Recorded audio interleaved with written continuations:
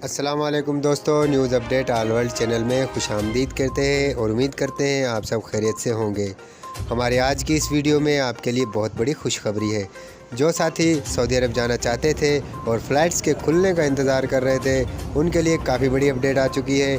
General authority civil aviation ने कहा था कि तर्जुमान की जानिब से कल एक अहम प्रेस कॉन्फ्रेंस हुई थी, जिसके अंदर गैर मुल्कियों के लिए फ़्लाइट्स के खुलने की काफ़ी बड़ी अपडेट दी है।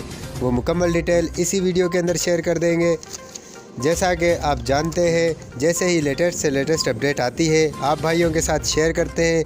आप भाइयों से गुजारिश है कि मज़ीद वीडियो देखने से पहले हमारा चैनल ज़रूर सब्सक्राइब करें और बेल आइकन पर क्लिक करें ताकि आने वाली अपडेट की हर वीडियो आपको मिल सके। हमने ये कहा था कि तर्जुमान इब्राहिम अल रऊसा ने साफ साफ बता दिया कि जिन ममालिक में कोरोना वायरस की वजह से फ़्लाइट्स बंद कर दी गई थी, जैसा कि आप लोगों को पता है कि पाकिस्तान के लिए भी इसी वजह से बंद कर दी गई थी। उन्होंने कहा है कि उन ममालिक के लिए बहुत जल्द ऐलान होने वाला है।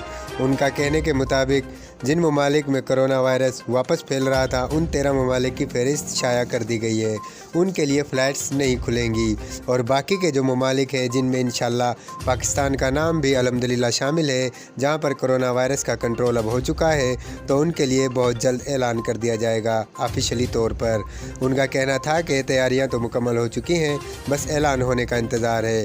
अब बस थोड़ा सा इंतज़ार कर लें तो तमाम गैर मुल्कियों के लिए ऐलान होने वाला है। इससे साफ साफ ज़ाहिर होता है कि किसी भी वक्त फ़्लाइट्स खुल सकती हैं। इससे बड़ी जो दूसरी अपडेट है, आपको बताता चलूँ कि लोगों ने चाइनीज़ वैक्सीन लगवाई है तो आपको सऊदी अरब दाखिले की इजाज़त नहीं है। दूसरी बड़ी अपडेट यह है कि इसके मुताबिक आप लोगों को उम्रा और हज की इजाज़त भी नहीं है। आप लोग ये जहन में लाजमी रखें कि आपने सऊदी अरब जाना है तो एक्स्ट्रा जेनिका वैक्सीन ही लगवाएं जो सऊदी अरब से मंजूर शुदा है।